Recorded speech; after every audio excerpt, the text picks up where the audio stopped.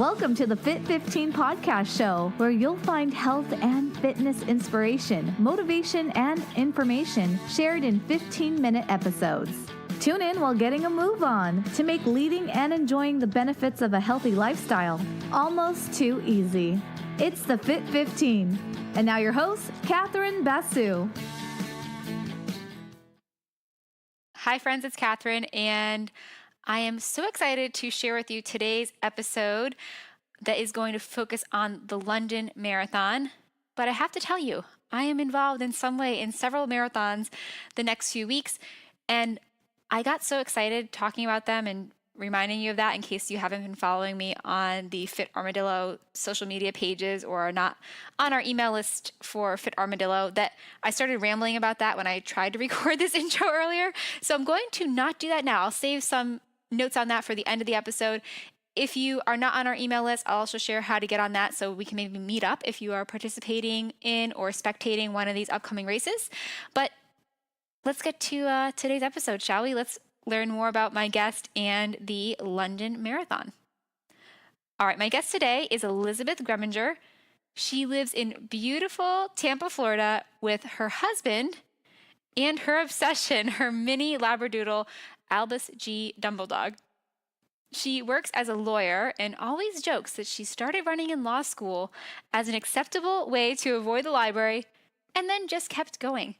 She has completed 14 marathons and who knows how many shorter races, but 26.2 is her true love. How many of you can relate to that? I'm raising my hand here. Elizabeth has qualified for and run Boston 3 times, but she's also had plenty of disastrous races mixed in there too, and has run some just for fun. So she's covered the spectrum as far as marathoning is concerned.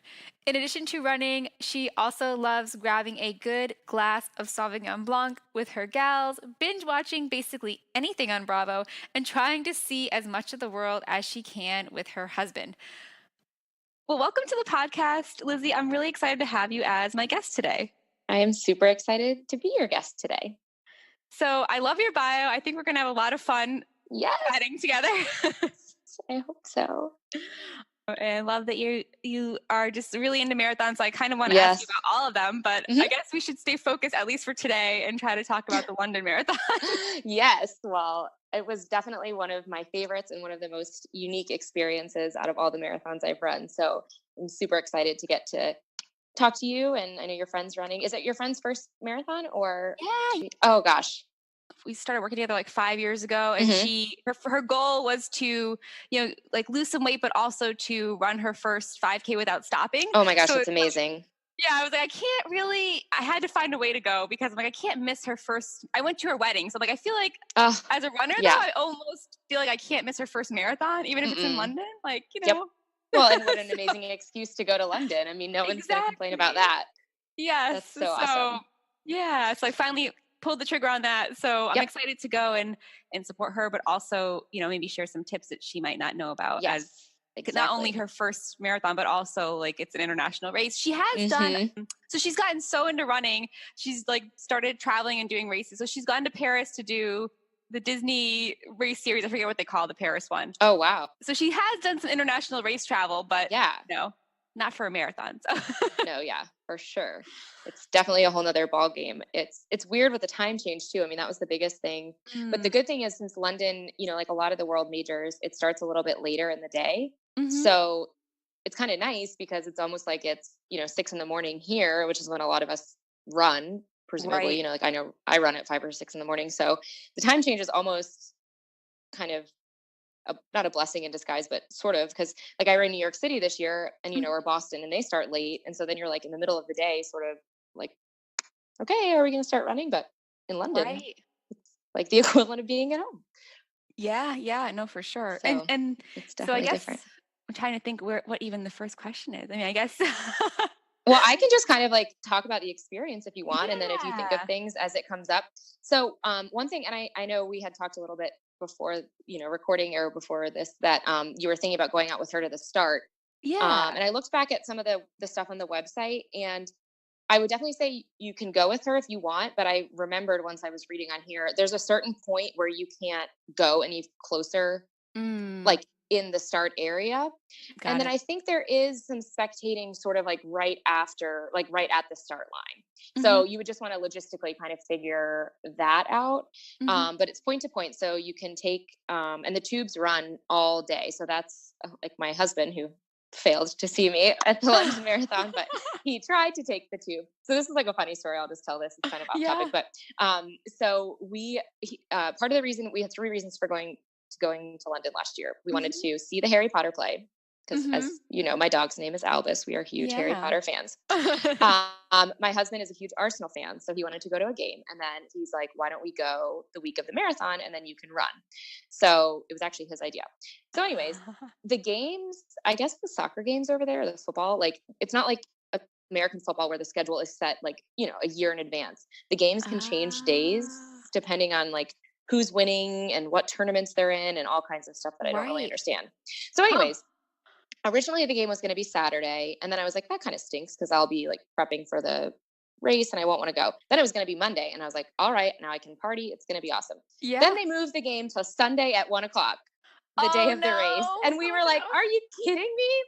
So Oh we made this no. whole elaborate plan where Drew was gonna ride on the tube. We found like the tube stop that he was gonna be able to see me at, and then keep going on up to the game. And like we coordinated the whole time. And so if you look at the course, there's some pieces where it kind of like loops around a certain tube stop. I was looking at it yesterday when I was kind Yep. of like brushing up.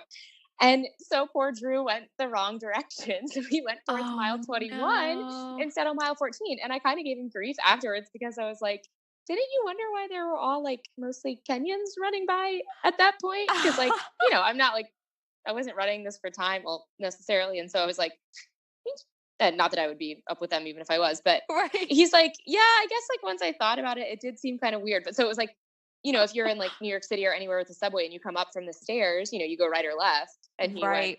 left instead of right. So, Oh anyways, my goodness. um, yeah. So, but that's definitely. But there's tons. My point is, there's tons of tube stops, and you'll definitely be able to map out a route where you get to see her. But so she'll go to the start, and the start is really relaxing.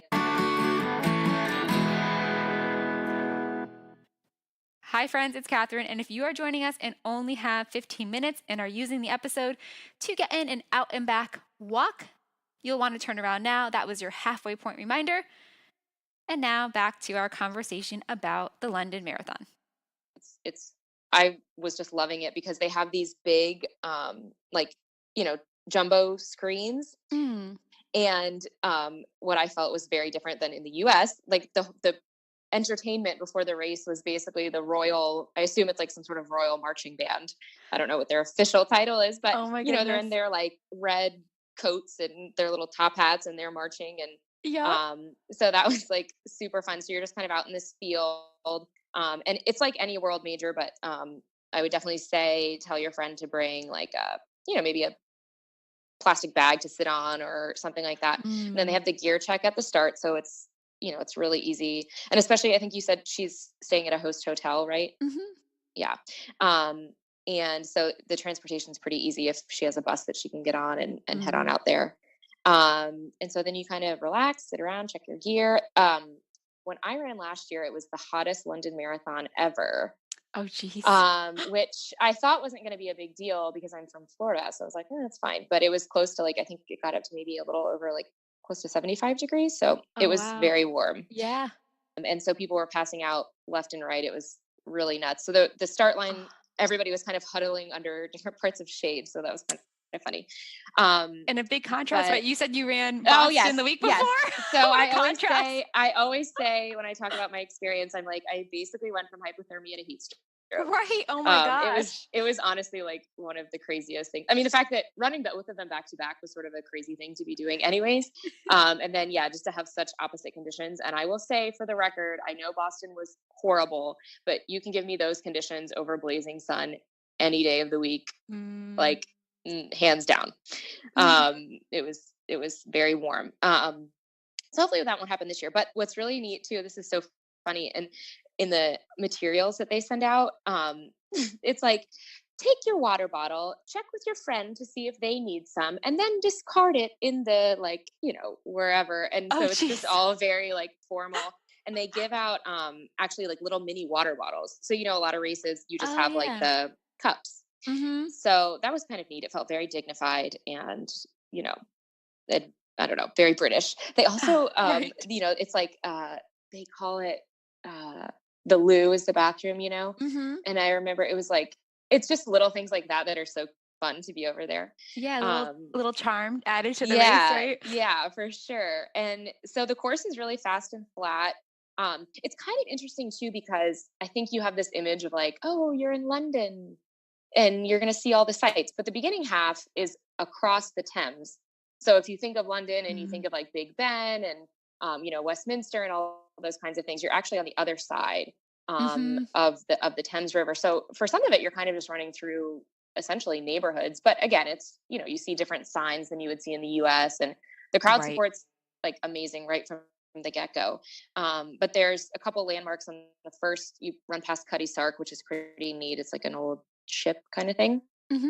I can Um, see that on and there. then the It's like halfway mile 7, point it looks is like. yes, yep. And then the halfway point is Tower Bridge, which that is like, oh my gosh, the coolest thing. Mm. Like your friend's gonna just it's because that's like iconic London. Yeah, yeah. So you run under that, and then that's really neat. And then it's funny. I remember I was watching like a course preview last year, and they talked about how you see the Tower of London, and you can see sort of like embankment going to your left, which is where like Westminster and all that stuff is. And then you have to go to the right, and you're like, okay, here we go. But it's the course is really really great, and the crowd support's pretty extensive throughout the whole course. I would say it's also really neat because there's a lot of people who try to set the world record for running a marathon in costume, Mm-hmm. or as they call it, fancy dress. So that's really entertaining. Like I saw there was two guys running together that ran with a rocket ship, like Oh, wow. attached to both of them. Oh, wow. So they ran the whole marathon together. There was a guy who had like a huge rhinoceros head on. Yeah, it was really, really interesting.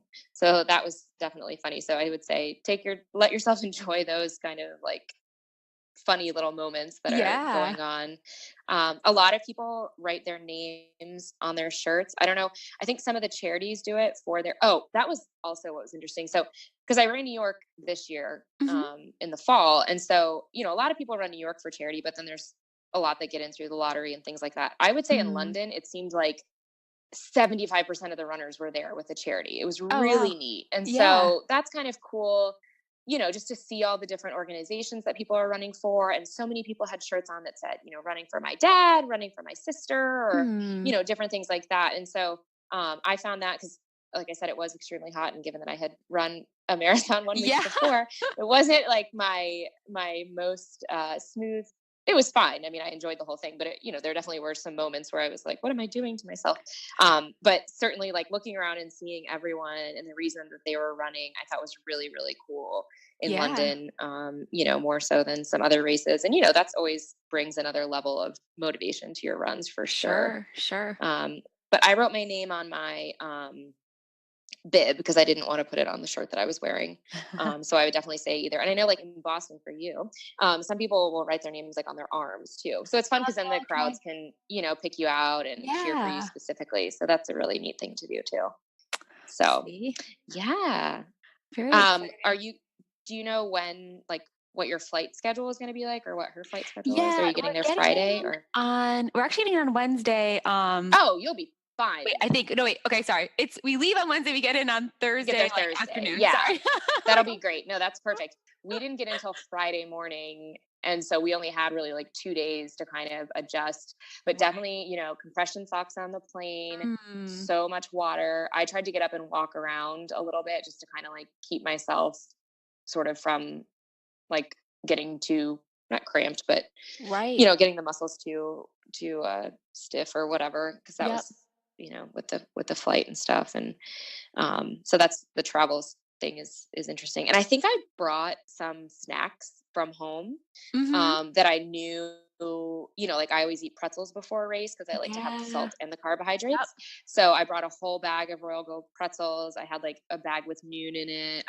Because with the expo, I just wasn't sure what kind of products, which rightly so, there were definitely a lot of different things at the expo. Mm-hmm. So I would definitely say if there's any like pre-race, things that you want to eat, like even more so than traveling within the US. I think when you go abroad, it's definitely like, I had a lot of food in my bag. So it was like, yeah, it was funny. And then I'm trying to think of what we did. Like the hop on, hop off bus would be a great sightseeing thing, I think, to do before the race, where you could sit down and not have to like exert your legs too much, but you don't want to waste your whole time being there. So that's like a fun way to kind of see some of the sites. We did a Sherlock Holmes bus tour, actually. Or no, it was a Jack the Ripper bus tour. Oh, Jack the Ripper, Sherlock Holmes kind of combo or something at night. Yeah, I really like true crime and murder. Yeah. So, Oh, I mean, that's I don't cool. like murder. I like learning, you know what I mean? So that was a really fun tour, and that was good because we got to, like I said, we got to sit down. So it was kind of like, you know, Yeah. not too over exertion too much. I mean, I guess, do you have any tips then? Because I mean, I wasn't thinking about this because I'm not the one that's running, but yeah. it's a very good point. Because I've traveled, like my sister lives in Australia, so like, Oh wow, yeah. done that, and I try to remember to wear my compression socks, and when I do, it helps. But I wonder, because I try actually when I get there personally to run, and I'm not usually about to run a marathon in a few days, but things feel a little off. Do you have any tips just like going through it, through your marathon training? I know you had just run Boston as well, but like kind of what to expect, and I'm sure everyone's different, but for a runner, like, for those few days, like what they might want to do and how they'll feel. I definitely would say, when you get there, I mean, I'm always as far as the time change too, I'm always one who wants to like stay awake and kind of get myself on that schedule right away, even though it sucks, when you first get there. But I would definitely, so if you get there Thursday, I usually do like a shakeout run the day before, just like a mile or two. And for me, that was the only time I had run since Boston, actually. So I went and I did my aqua jogging on like Wednesday and Thursday, and then we flew up Thursday night, I guess. So I would definitely say getting yourself out and like walking around a little bit, and getting yourself loose, and maybe even doing a little shakeout run when you get off the plane, and get kind of settled. And then the expo is really massive. So it's, again, kind of similar to some other world majors where the expo itself is like, that could be your shakeout opportunity too, because you're and there's so much merchandise and all kinds of fun things. And I would definitely, give yourself a couple hours to check that out, because it is really neat to just kind of see. There's all kinds of like, I know, I'm assuming New Balance is sponsoring it again this year, but they were the merchandise people last year. And so they've got all kinds of cool picture opportunities and, little like activities you can do and fun like samples. Oh, and actually last year they had a thing, and I would hope, I haven't looked to see if they have it at the expo, but they had massages at the expo, and they were not expensive. They were like, I think the equivalent of like $15 for 15 minutes or something like that, which to me, that was just enough to kind of loosen up the legs a little bit after being on the airplane. And they were, and you could kind of tell them if you had like specific, I think I had them work on like my quads and my calves, but that's like your legs. And you just sign up and put your name kind of on a list when you get there. And then you go back, they'll tell you like how long the wait is. And that was definitely, I would highly recommend that. I thought it was super helpful. Oh yeah. I mean, I know I ran a marathon in October, and like I felt great, but a little bit, my left leg, where I've had like some IT pain issues in the past, like a little bit off, and I got my massage at the end. Like I made the beeline for the massage. Yeah. And I forgot, like I was talking to people after, I'm like, yeah, I feel great. I don't even feel like any uneven soreness. Yeah. And I totally forgot, because it wasn't very long, but that's just like speaks to the power of, if you have someone like that knows what they're doing, you don't need that much time. So that's a great, and they all were like running massage therapists from like around the area and stuff. Cause I talked to the girl who did mine, and she's like, yeah, we just come in for like a couple days and, are here for the expo. And so that was definitely highly recommend. And I thought it was neat that, because you normally see it after races, but I had never really been to an expo where they did it before the race. Right. And so I thought it was super helpful. So I think probably whenever they send out like the guides about the, to the runners to talk about what to expect at the expo, I'm sure there'll be some stuff in there about it, but, and then, like I said, I brought some of my own food, but then, there's plenty of, and the nice thing, with London is obviously it's probably the closest to the US of really any international race that you're going to go to. There's a really great Italian place called Vapiano, and they had like pizza and, really good, just kind of like basic pasta, and they're all over the city. Okay. They're a chain. So that's where we had, I think, our Saturday night dinner.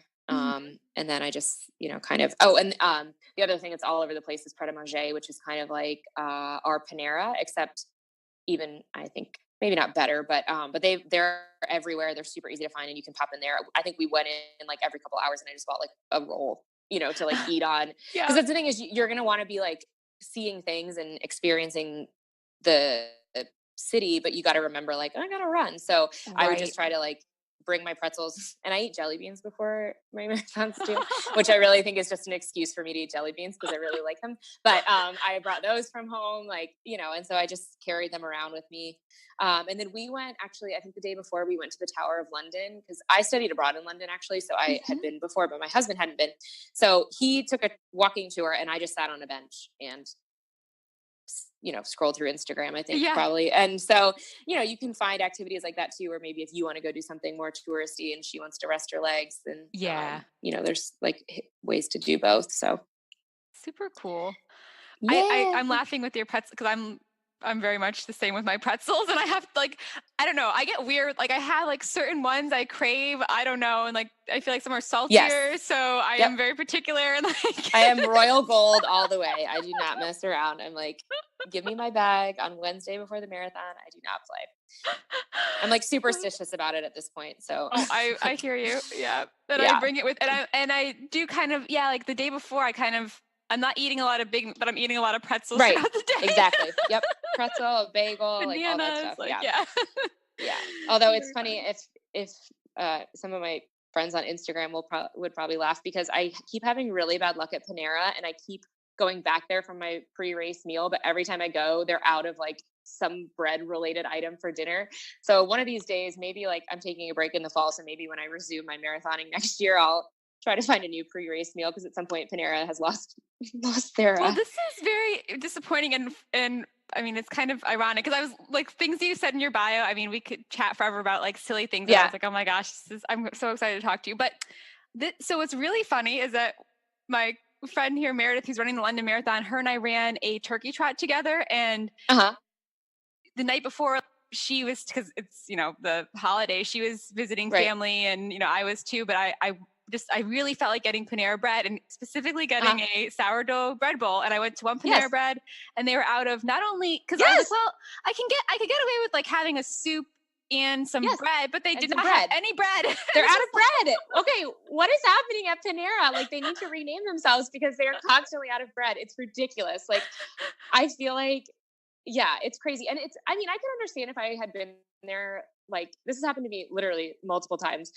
If you go at like 8:30 p.m., like, okay. But when I ran the Philadelphia Marathon, I guess it was last year, that's when I DNF'd. So I should have known it was like a bad omen, but I went and it was like 6 o'clock. You know what I mean? So it wasn't like I'm there like right before closing. And the Panera in Philadelphia is literally across the street from the expo. So I'm like, you knew that there's like a marathon going on. Maybe you should have thrown a couple extra loaves in this morning. Yeah, you know what we need our carbs. Hello. So anyways, they're like my nemesis now, but I still keep for some reason like remaining positive and going back to them. But in London they have Pret a Manger, which is like really awesome. So there's plenty of maybe there. We'll end up like both. That was my only experience, but I did end up going to, or I went to one other. No, I think maybe I just called a few others of like. It was a funny, like, you're like calling Panera, like, do you have any bread? And on the way into the first one, I like stubbed my toe and it was like bleeding everywhere. So it was like a whole drama. Oh my gosh. But and then like finally I went, there was they saved me like their last, and the hotel had like a free shuttle, but this was out of the range. But I'm like, this is ridiculous. This is the most expensive bread, but somehow I had to have it. Once you get it in your mind, you're like, you have to have it. You gotta go for it. It's so Panera funny. bread woes. But maybe, if they keep it up, we'll have to just we'll have to find something else. Get them worried. Maybe we're gonna bring, how do you say it? I think I've seen that place before. The one that's like the British version of, or the European Pret a Manger. Yeah, It looks like Pret a Manger. If you like, I think they have some in New York City. I definitely have seen them before. Yeah, in London they're like more common than Starbucks. I feel like they're everywhere. Because I remember when I studied abroad there, it's really nice. They have, this is totally unrelated to anything, but they have like fresh sandwiches like that they make that morning. And so they're prepackaged so you can like pick them up and go. It's actually, for your trip in general, it's a great place to grab like a quick, cheap breakfast too. Cause they have breakfast Okay. pastries, like meat and cheese ones, Yeah. even for like 3 pounds or whatever, you know, so you go there, Mhm. get a coffee and go, and it takes like 2 seconds. Oh, But, that's awesome. yeah, but it's pronounced pret a manger. Okay, so Panera Bread better French, I watch out. guess. We might Yeah, start a exactly. revolution. Yeah, I'm gonna franchise one of those and put them out of business. Oh my goodness. We are just too funny being carb lovers and runners. These are some real runner therapy issues that we've had to discuss. But I wanted to also ask, since we've talked about most of the race, but not the end of the race, do you have any tips for after the Tower Yes, Bridge? okay. So, and I was looking at for you, and I don't know if this is like, you know, if you want to go to the start, then there's some places kind of like you could probably hit up. What I would look at when you look to try to decide is you're kind of probably want to take the DLR, which is actually kind of like a rail, but it's through the tube. But you could potentially, what I think would be really good, even if you went to the start, you could probably still make it back and go to like where the Tower of London is, like the Tower Hill Gateway stop is where you could like sort of position yourself near there, and then you could see her right after the halfway point. And then you could get on, it's like a little teal, you know, if you pull up the tube map, it looks like a teal color and it goes kind of out. And then if you were to get off kind of at like Cross Harbor or like the Mud Chute stop, I think are what they're called. I'll send you this in a follow-up email so you don't have to like, but the area, there's kind of like a little, it's not an island obviously, but it's like a little piece of land that sticks out, and there's not as many spectators there because it's kind of like off the main drag. So you could potentially go see her around like mile like 17, which I feel like is a good spot to have somebody kind of like waiting for you. Right. And it looks like, I looked it up yesterday, it's a 16-minute like train or, you know, tube ride. So you would definitely be from mile 14. I think you'd, you know, be able to, unless she's super fast. And so then you could go back to Tower Hill and see her again around mile 21. And then you could get right on the tube there, and it's about 10 minutes to Embankment Station, and then that's right near the finish line. So you could just pop over, and you could actually even potentially, even if you don't see her at mile 24, it'd be a fun spot to like stand and kind of get some, it's super crowded. Like from mile 23 on, it's so neat. So you run down along the Thames, and then you hit Westminster Abbey is like mile 25, and then you turn, and then you go up, and then you pass Buckingham Palace. Like it's, of course, you're sort of delirious by that point, but if you can get yourself to like remember and pay attention. Actually, when we were there, Big Ben was under construction. Oh no. Maybe they were preparing it for her first marathon though. Yeah. It's like, it's so awesome. So, so yeah, you got to like soak that all in, but you could, so the tube stop is like right there. So you could like get off there and then, you know, do a little bit of cheering or whatever, and then just walk right over. And they have a, like a family meeting area where you can find each other based on like last name. Oh, cool. If you wanted to do that, or there's a ton of pubs, because since my husband was at the soccer game, I was all by myself. And okay, in the US, I feel like there's a lot of beer at races, and like people a lot of times are handing out beer along the course, you know? Right. And if you're having a crappy day, like I've drank beer during races before, because at some point you're just kind of like, screw this, I'm going to have a sip of beer. So I was like, again, not having like, I was having the best day because it was fun, but running wise, it was not like, you know, and I was thinking it's London, like they've got pubs everywhere. I was like ready during the second half of the race to like have some brewskis, and I could not find a beer to be found along the course. I was like, what the heck is this? And then we get to the finish line area, and I thought surely they're going to have beer at the finish, because again, it's like, I don't know, I feel like I associate London with like sitting in a pub and drinking a beer. I mean, I do, but so then I'm like, again, I'm like by myself, which was fine, it wasn't a big deal, and I wanted Drew to be able to go to the Arsenal game, so I like totally encouraged him to do so, but I still was like, okay, I'm alone in this country, and I could not find myself a beer in the finish line area anywhere. And so then I saw 3 guys like coming to find their friends, like younger guys, and I'm like, where did you get your beer? And they're like, there's a pub, like whatever. But there's like an area that was kind of like, for me, was back towards my hotel that wasn't super far from the finish, that you could also probably like plan on meeting ahead of time at like X, Y, and Z place. Because I don't know how your friend is, but for me, that's the first thing on my mind when I finish the race, is it's like, whatever. But I was like, come on, London, let's get it together with the post-marathon celebrations here. Like, that's funny though. Royal band. I would think that there would be beer Yeah. I don't know. Like, come on, get it together. So then I literally just like stopped at a pub on my way home by myself and like, got out of here. And then it's like all the runners are super nice. Like I talked to a couple people who like had their medals and, you know, we chit chatted and stuff, but I'm just like, it's funny too, because, I just assumed that there would be a lot of international people, and there were, you know, but so many people that I talked to were like, "Oh my gosh, you traveled all this way for like, you know, just to run." And I was like, "Well, yeah, I mean, it's the London Marathon. Like, of course I'm coming." So it was interesting. That's People were funny. super nice though. It was really fun. Oh.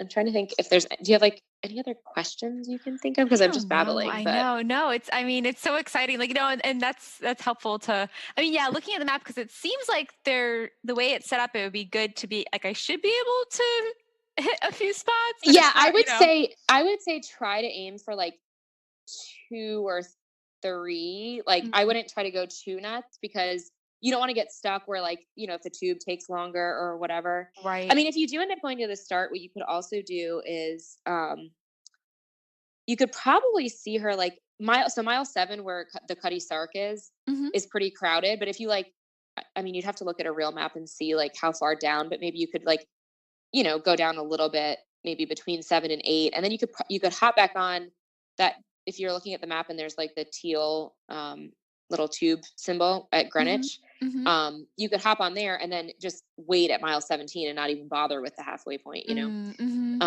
And then feel it out. Yeah. And then go from Cross Harbor and then go back to still go back over to the tower and see her. I guess that's mile 22, not 21. So, but yeah, I mean, I think it just kind of, because the other thing to me is like, not that you don't want cheers at mile 7, but I feel like it's not as like right. You're just kind of getting warmed up. I feel like. So like the halfway point to me would definitely be, and it's kind of exciting because you like get off the tower and then you're like, okay, I'm going to see my friend. Like Drew, my husband, was supposed to be around like mile 14. So I was like excited about that because I was like, okay, but definitely that little loop where it's like 16, 17 and 18, it's a lot more quiet down there. Oh, so okay. I think it would be a really fun place to try to, and it'll be easier for you to see her. Oh, I would also say like, make sure you know what she's wearing. And maybe if you I always wear a pink hat, and my family, when I've run Boston, has said it makes it a lot easier to see me because I have like something very specific on, because these races just get so crowded. And so, you know, figure out like some kind of symbol or you know, something that can kind of help you catch people, because it is. And that's what was so funny with Drew. Like, I was like, did I miss you? Like, did you miss me? I stopped and called him, and he's like, I'm looking at a sign for the showers. And I was like, so am I, and you're not here. Like, where are you? It was so ridiculous. Like, so bad. And he felt awful. And it's like the best story to tell now. And whatever. I mean, he's seen me around like 1,000 times, so he really cares. But it was just so funny. I'm like, we are literally in this foreign country and you can't find me. I was just like, okay. But yeah. So well, I have to tell him, like, you know, that's like something I would do is go. Yeah. That's what I'm terrified. It's totally understandable. But yeah, so that's when I was looking at the one part of the course, like as long as you're either like 13 and 22 are like out and back. So that's, you know, doable. And then I think if you were to go to one of these other places, like it'd be pretty obvious where the course is. You wouldn't go the wrong way, but he just, you know, bless his little heart. It's so funny. I was like, you're too much. So, but yeah, you should at least be able to see her. I would say like twice minimum, hopefully like 3 times, I think. Yeah. Which is awesome. She's going to be very, very lucky to have you there. I'm sure she's excited. Yeah, well, I'm excited to go and help her have a good experience and share some tips and, you know, hopefully. It's so awesome. And you're going to have so much fun spectating, honestly, because I feel like, you know, any of these races, like it's just so inspiring. You see so many different people, and, you know, maybe they're not having the best day, but you can give them like a word of encouragement, because especially as a fellow runner, like, you know, I always feel like it means so much more. I'm sure that people who watch it are inspired no matter what, but I think if you are a marathoner, you know what people are going through, especially like if you're around mile 22 or 23, you're like, oh my gosh, you know, you can see it on their faces. Either somebody's having an amazing day, or maybe they're having, you know, not the best day, but like, it's super rewarding, I think, to be out there cheering and like giving them the support. Cause I know as a runner, you know, we appreciate the crowd so much. So it's nice to be able to sort of repay the favor. It's going to be super fun. I'm excited for you. Yeah. Well, thank you. Well, and I know for me too, I don't know anyone listening, like, I just encourage everyone to go watch a Yes. marathon for that. Yes. Go But watch it. I mean, I would say for me too, I ran cross country, but I always like thought I'd run a marathon one day, but it was like a very vague notion. Like I didn't think I was really going to do it. Like, I didn't have an idea of putting in the time, but then I watched Boston for the first time and I was like, okay, I have to do this. Yep. Well, and Boston is obviously its own thing, but it's like that quote that gets tossed around, if you're losing faith in human nature, go out and watch a marathon. And certainly. And if anybody who's listening, like maybe not even a marathon, but maybe if you're not a runner and you want to challenge yourself just to do a 5K, because the sense of accomplishment you get at the end is unlike anything else, and I always tell people, like, we all have our jobs and our daily life. And certainly there's goals that you work towards in the workplace or, in your personal life, maybe like if you have kids or whatever, might be going on. But the running just gives you such a tangible way to say, like, I set this goal, I worked towards it, and I did it, and I accomplished something at the end. It's very easy to grasp. It's very easy to measure. And to me, it's the best, obviously, because I've done it forever. But I think, and the marathon gets a lot of hype. And certainly if at some point that's something, you want to work towards, if for the people who are listening who don't run marathons, but you don't have to run a marathon to enjoy running. And even if it's not a 5K, even if one day, I mean, I didn't, so this is like more broad, but I hated running when I was in high school. My friends like laughed so hard that I've run so many marathons. And then there was one day when I was in law school and I ran, I think like my normal 2 miles. We had an indoor track at Florida State in the gym. And so I ran, it was 10 laps was a mile. It was torture. Oh, geez. But so I ran like my normal 2 miles. And then I was like, I'm really not that tired. I want to see if I could run 3 miles. And so I ran another mile. And then so I was like in shape, but I didn't run. Yeah. And then I was like, I'm going to see if I can run 5 miles. Like, I'm just going to see what happens. And so then I did it just because it was like, that would be so neat. But so then anytime, like, let's say your goal is to go run, half a mile or even run for 2 minutes. So once you hit that goal, then the next day you get to challenge yourself and be like, I'm going to run for 2 minutes and 30 seconds. It's like, it's just such a neat way to challenge yourself and see what you can do. And, because once you do it one time, then you have no excuse. You got to do it again. Right. So it's like, you get yourself out there and exactly. I just love it. It's brought such joy and hard moments to my life, but it's great. So, lessons that we have to learn, right? Yep. But that, I mean, I guess, it seems so cheesy saying it, but that's why I love running too, is that, I think you don't think about the fact that training and going to a goal and like putting in the time and having that outside your other things in life, you don't think about it when you're doing it, but it definitely does correlate and help you out in the other areas and the lessons we have to learn as runners. So Yep. There's a lot of things. It's funny. I was just filling out an application for something. I don't remember what it was, an extracurricular thing.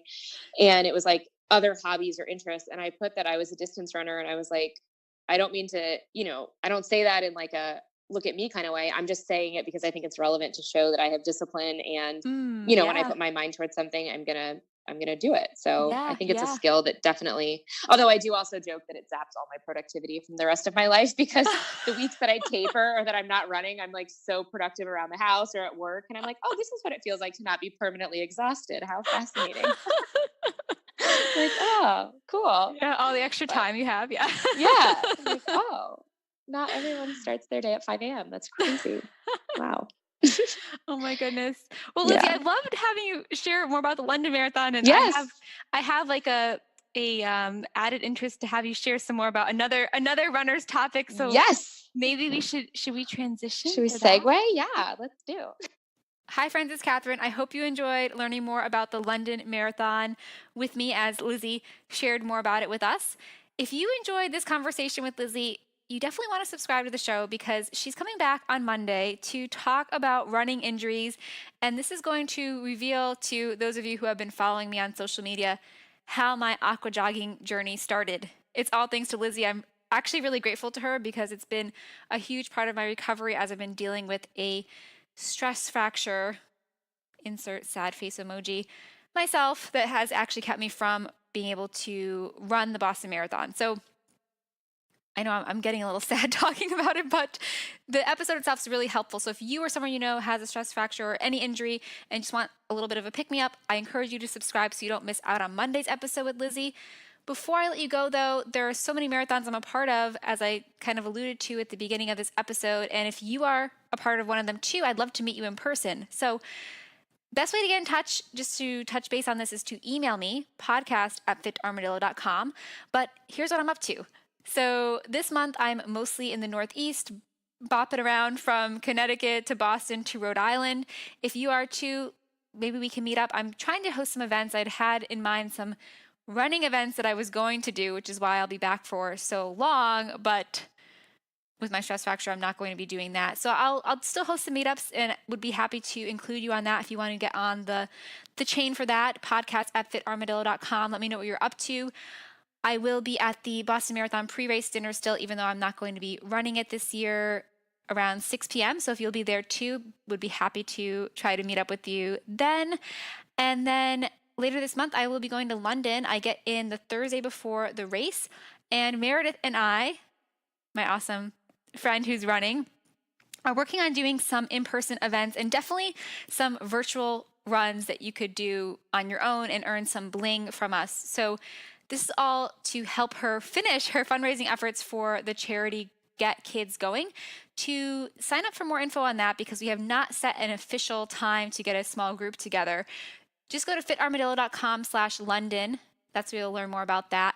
And yeah, I'll share more details with you. Basically, you'll be able to run anytime over those days. And if you sign up there, I know it has a time, but that's really more to let me know that you are interested and that I should pack a finisher's medal for you. And then I'll be in touch about the date and time we set to try to do a shakeout run for the marathon, or just a quick group run together so we can meet each other while we're in London. And finally, looking into next month, I will be around the OC Marathon. You'll see me not in Fit Armadillo gear, but with my little gig with Lace Up Running Series, talking to you about the Ventura Marathon, which I hope to be my next marathon that I will run. It's one that I've run twice already and cannot speak more highly about. Would love to tell you about my experience with it and how it might be able to play into your Boston qualifying goals if you want to stop by the expo at the OC Marathon next month. All right. So many marathons, so little time. I hope you have enjoyed this episode and learning more about the London Marathon. To see you at a future marathon this month, or maybe in October in Ventura, and that you will subscribe so I can chat with you again and share Lizzi's inspiration and tips with you on Monday. All right, guys, have a wonderful weekend. Bye. Thanks for listening to the Fit 15. For show notes and more, visit fitarmadillo.com/podcast. See you next time.